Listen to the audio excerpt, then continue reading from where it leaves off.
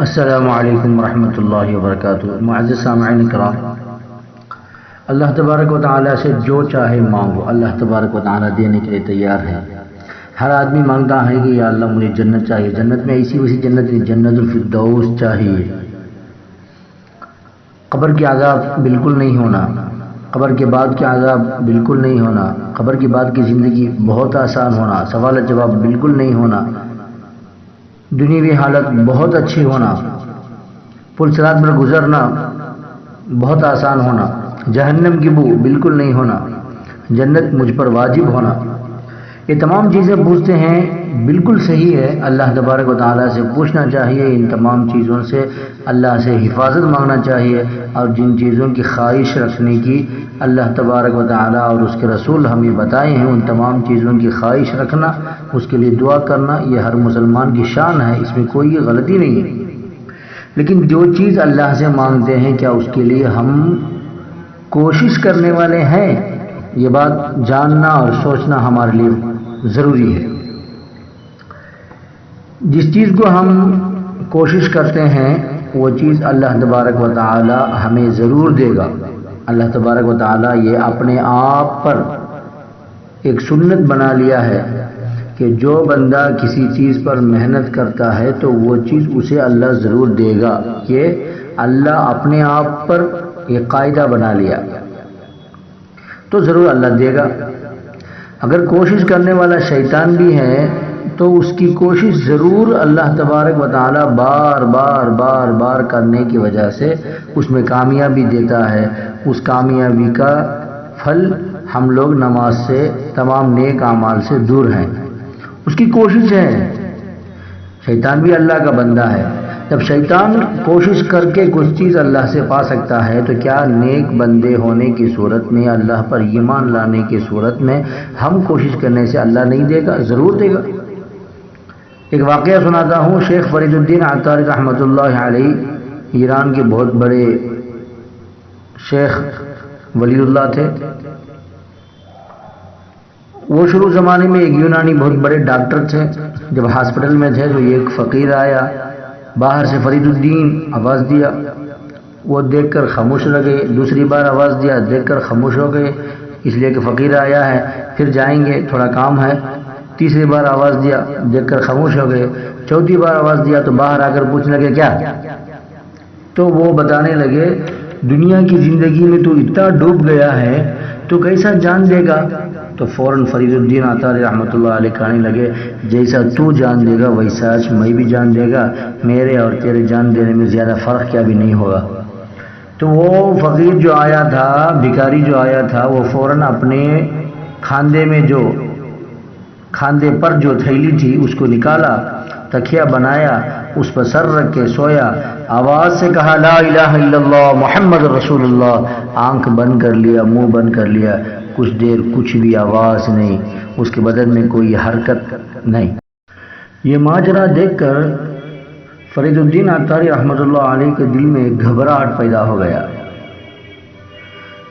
یہ بندے کو اپنی موت کی معلومات پہلے سے ہو چکی تھی، خود آیا اور مجھے کہنے لگا کہ تو کیوں اتنا دنیا میں ڈوبا ہوا ہے؟ اگر اتنا ڈوبا ہوا ہوگا تو کیسا جان دے گا؟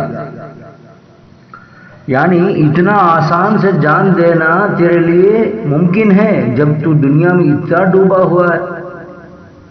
تو اس کے بعد فرید الدین عطاری رحمۃ اللہ علیہ کے دل میں مجھے بھی اس طرح سے آسان موت ہونی چاہیے، کتنا خوش نصیب بندہ ہے جسے اپنے مرنے کی پہلے سے معلومات ہے اور وہ خوشی سے لیٹ کر کلمہ پڑھ کر اپنی آنکھ بند کرتا ہے۔ تو اتنا خوش نصیب برکت والی موت کسے ملے گی؟ اتنا خوش نصیب بندہ کون ہو سکتا ہے؟ اور ایسی برکت والی موت کسے ملے گی؟ مجھے چاہیے بس اس کے لیے میں کیا کرنا؟ اللہ کو راضی کرنا۔ اس کے بعد اپنا یونانی ہاسپٹل چھوڑ دیے، اس کے بعد اللہ والوں کے تلاش میں گئے، دنیا کے بہت سارے حصہ پھر لیے، اولیاء اللہ کو دیکھتے دیکھتے بغداد سے اپنا سفر شروع کیے۔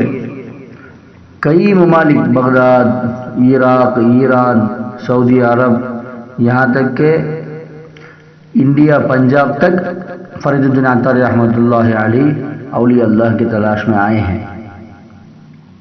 اللہ تبارک و تعالی اس کا پھل ان کو کیا دیا؟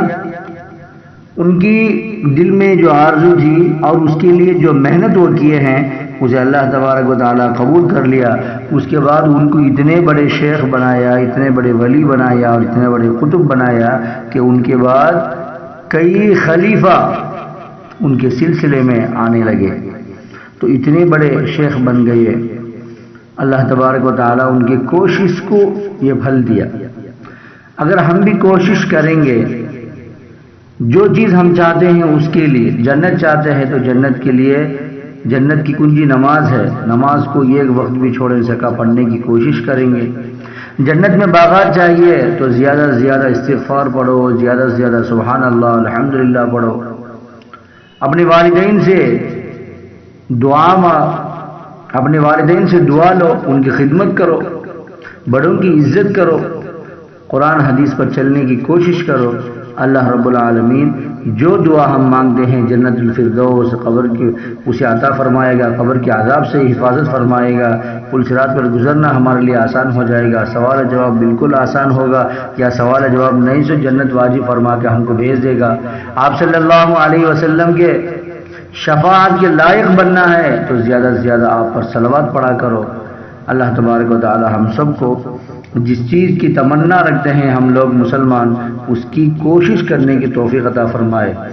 دنیا کے لیے اگر ہم کو گھر چاہیے تو اس کے لیے ہم بالکل سمجھتے ہیں کہ زیادہ کمانا ہے، اگر ہم کو بنگلہ چاہیے تو اس کے لیے کمانا ہے، زندگی میں اچھے رہنا ہے تو اس کے لیے کمانا ہے، ہمارے بچوں کی زندگی اچھے رہنا ہے تو ہم کمانا ہے، تب جا کے بچے اچھے رہیں گے۔ اتنا سب سوچتے ہیں۔ جو مسلمان کی آخری زندگی ہمیشہ کی زندگی آخرت ہے، کیا ہم اس کے لیے یہ بات سوچتے ہیں؟